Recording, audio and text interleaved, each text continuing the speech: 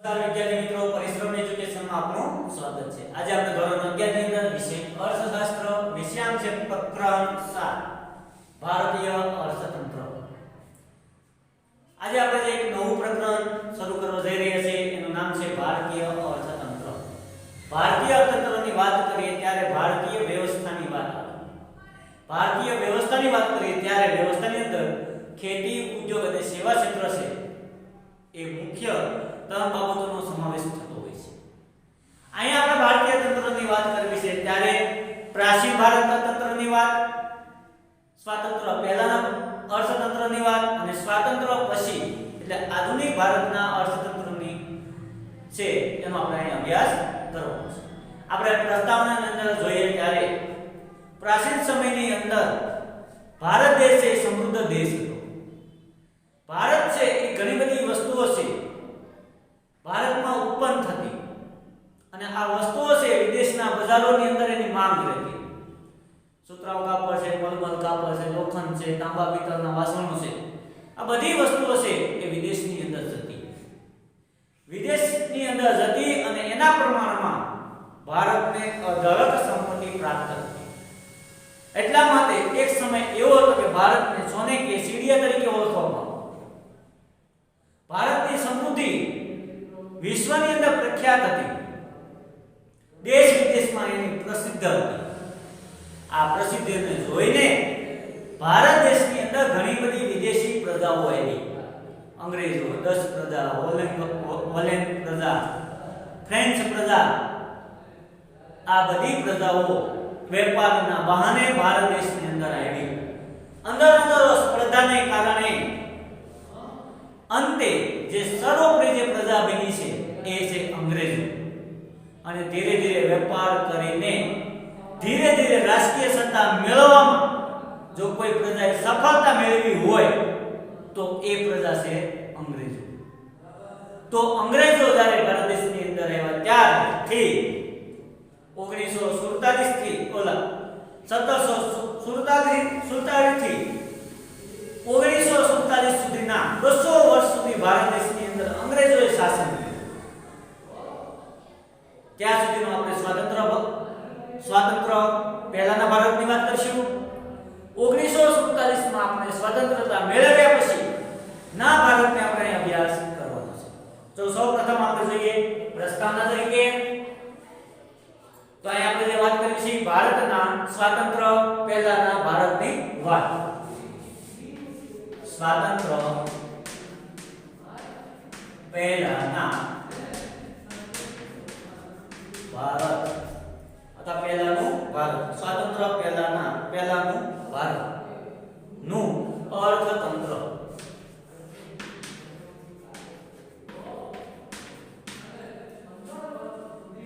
હવે આપણે વાત કરીએ કે અંગ્રેજો છે ભારત દેશની અંદર વેપાર કરવા આવી ત્યારે ભારતીય જે ખેતી, ઉદ્યોગો અને સેવા ક્ષેત્રો છે આ ત્રણેય ક્ષેત્રોની અંદર ભારત છે એ જાહો જલાલી ધરાવતી હતી। એના કારણે કાપડ, મલમલ, સુતરાઉ કાપડ, તાંબા પિત્તળના વાસણો, લોખંડ વગેરે વસ્તુઓ છે એ ભારત દેશમાંથી અન્ય દેશોમાં નિકાસ થતી। ત્યારે ભારત દેશને છે નિકાસને પણ પ્રાધાન્ય આપવામાં આવતું અને એના બદલામાં અઢળક સંપત્તિ છે એ ભારત દેશમાં હતી અને એના કારણે વિશ્વની અંદર ભારત એક સમૃદ્ધ દેશ હતો, પ્રખ્યાત દેશ હતો અને વિશ્વની અંદર ભારતનો ડંકો વાગતો। આ વિશ્વની અંદર ભારત છે એ સમૃદ્ધ દેશ હતો। ભારતના ગામડાઓની વાત કરીએ તો ભારતના ગામડાઓ છે એ સુખી સંપન્ન હતા, લોકો સુખી હતા, સંપત્તિ હતી। એની પાછળનું કારણ હોય તો ભારત દેશની અંદર ઉદ્યોગોનો સારો એવો વિકાસ થયો। ગામડાઓ સ્વાવલંબી હતા। ગામડાઓ કેવા હતા? સ્વાવલંબી હતા। ગામને જરૂરી બધી જ વસ્તુઓ ગામમાં જ ઉત્પન્ન થતી અને ગામના લોકો છે એને સારી એવી રોજગારી મળતી। આમ નિકાસોને પ્રાધાન્ય આપવામાં આવ્યું। ગામડાઓ સ્વાવલંબી હતા, ભારત દેશની અંદર ઉદ્યોગનો સારો એવો વિકાસ થયો હતો અને ભારતની પ્રજા સુખી સંપન્ન હતી. અને આવા વિકાસને કારણે ભારત છે એ સુવર્ણ કાળ હતો, સોનાનો સમય હતો. લોકો બધા સુખી સંપન્ન આપણે કે અત્યારે સોનાનો સમય છે, એવો સુવર્ણ કાળ હતો. આમ ભારતના આ સુવર્ણ કાળને કારણે, પ્રસિદ્ધને કારણે, સમૃદ્ધને કારણે ભારત દેશની અંદર ઘણી બધી વિદેશી પ્રજાઓ આવી. અંગ્રેજો, ડચ પ્રજા, ફ્રેન્ચ પ્રજા અને ભારતને વેપાર કરવા લાગી. અને રાષ્ટ્રીય સત્તા મેળવ્યા પછી ભારતનું ખેતી ક્ષેત્ર, ઉદ્યોગ ક્ષેત્ર, સેવા ક્ષેત્ર ઘણો બધો એમાં ફેરફાર થયો. ભારતના ઉદ્યોગ ધંધા પડી ભાંગ્યા, કારીગરો છે બેરોજગારો બન્યા, ખેડૂતો છે ગરીબ બન્યા. આવી ઘણી બધી આપણા અર્થતંત્રની અંદર અસરો થઈ. અને વાત કરીએ તો આ અંગ્રેજોના શાસનથી ભારતને ઓછા પ્રમાણમાં લાભ થયો અને વધારે પ્રમાણમાં નુકસાન થયું. અહીંયા આપણે જે વાત કરવી છે કે કયા કયા ક્ષેત્રની અંદર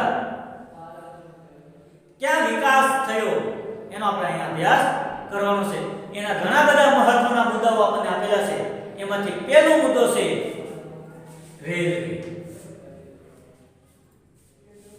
ભારત દેશની અંદર બ્રિટિશ શાસન દરમિયાન રેલવેનો વિકાસ થયો, રેલવેની શરૂઆત થઈ.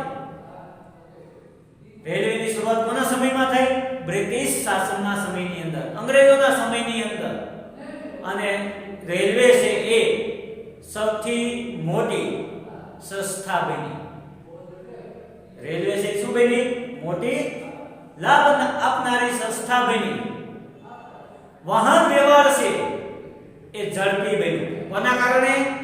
રેલવેના કારણે વાહન વ્યવહાર છે ઝડપી બન્યું, સુદ્રઢ બન્યો, સારી એવી વ્યવસ્થા બની. આ જે રેલવે છે એની શરૂ કરવા પાછળ છે એ અંગ્રેજોનો હેતુ હતો. અંગ્રેજોને એક જગ્યાએથી બીજી જગ્યાએ માલ લઈ જવા માટે, હેરફેર માટે શ્રમિકો, કારીગરો છે, કર્મચારીઓ છે એક જગ્યાએથી બીજી જગ્યાએ લઈ જવા માટે આ રેલવેની શરૂઆત થઈ. ભારતની વાત કરીએ તો રેલવેની શરૂઆત 16 એપ્રિલ 1853 ના રોજ શરૂ કરવામાં આવી. મુંબઈ અને થાણા વચ્ચે.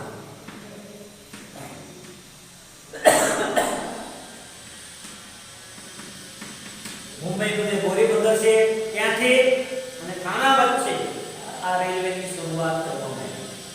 રેલવેની શરૂઆત છે 22 માઇલ અંતર વચ્ચે શરૂ કરવામાં આવી. 1 માઇલ એટલે 1.6 કિલોમીટર. આ રેલવે છે 19મી સદીની દેન છે. રેલવે છે 19મી સદી સુધીમાં રેલવેની શરૂઆત. 19મી સદી સુધીમાં આપણે વાત કરીએ તો રેલવે છે એ 1947 સુધીમાં 53,000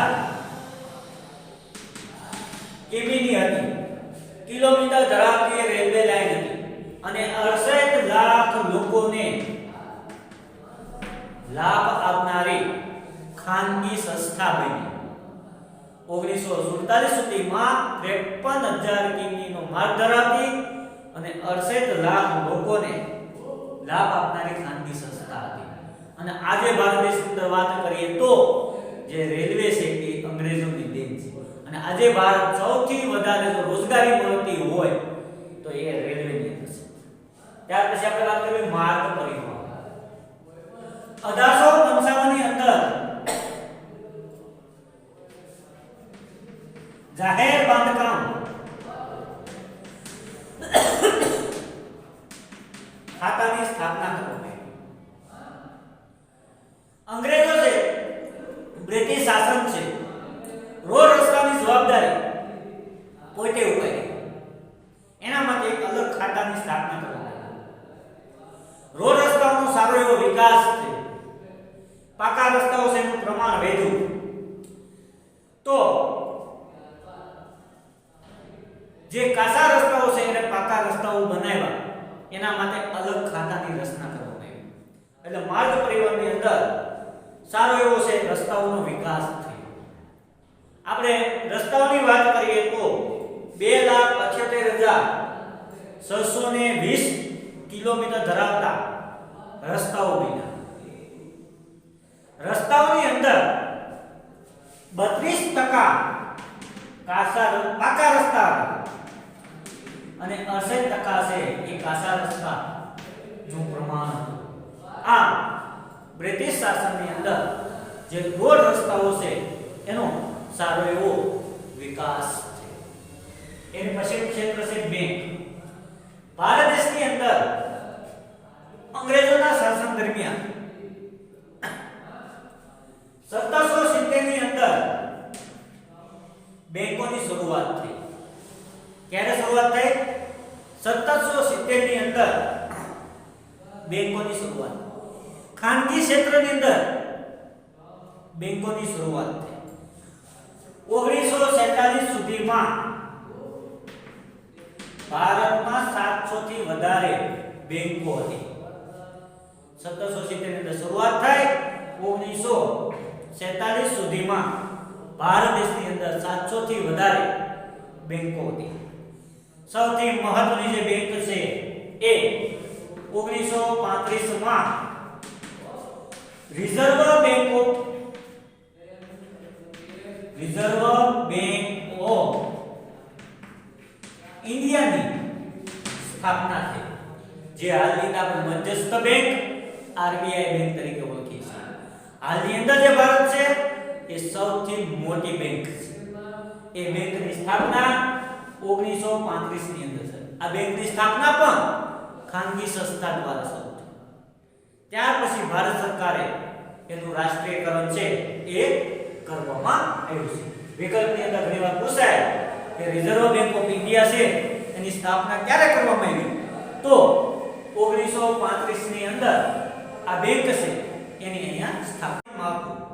સમાજની અંદર બાળકીને દૂધપીતી કરવાનો રિવાજ, સતી પ્રથા, પિંજરાઓનો નાશ, બાળ લગ્ન, વિધવા વિવાહ નિષેધ, આવા ઘણા બધા કુરિવાજો હતા. અને આ કુરિવાજો છે એને દૂર કરવાનું કામ છે એ આપણા ભારતના જે સમાજ સુધારકો છે એને સાથ અને સહકાર છે એ બ્રિટિશ શાસન દ્વારા આપવામાં આવ્યો છે. અને અનેક આવા આપણા જે કુરિવાજો હતા એની ઉપર કાયદાઓ પણ બ્રિટિશ શાસન દરમિયાન કરવામાં આવ્યા છે. ત્યાર પછીની વાત છે આપણે ખેતી. ભારત છે ખેતી પ્રધાન દેશ છે. સૌથી વધારે રોજગારી છે ખેતીમાંથી મળતી. ભારતનો મોટાભાગનો વર્ગ છે ખેતી સાથે જોડાયેલો હતો અને ખેતીમાંથી સારું એવું ઉત્પાદન થતું. પરંતુ અંગ્રેજ શાસનના મહેસૂલના કારણે, જમીન મહેસૂલના કારણે ભારતનો ખેડૂત ગરીબ પાયમાલ બન્યો. જમીનદારી પ્રથા, ખેત હકના કોઈ સલામતી નહીં, એના કારણે ખેડૂતોનું આર્થિક શોષણ કર્યું.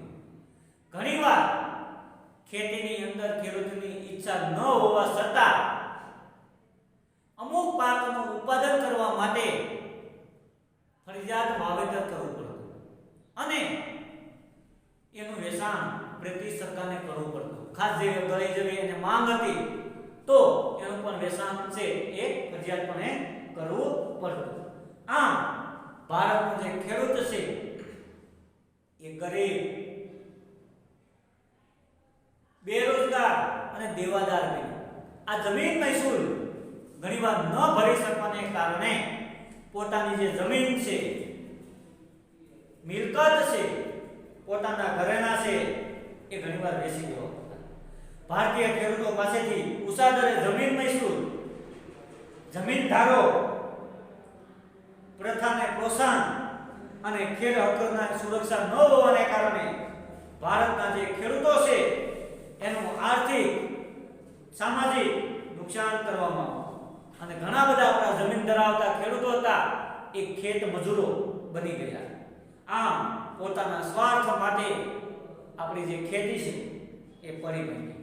બ્રિટિશ સરકાર સુધીનું ઉત્પાદન નિકાસ વધે એવા પ્રયત્નો કર્યા. જે અંગ્રેજો છે એને વસ્તુની નિકાસ વધે એવા પ્રયત્નો કરવામાં આવ્યા. આમ ખેડૂતો પાસે ફરજિયાત વાવેતરને કારણે છે ખેડૂતોને છે આર્થિક નુકસાન થતું.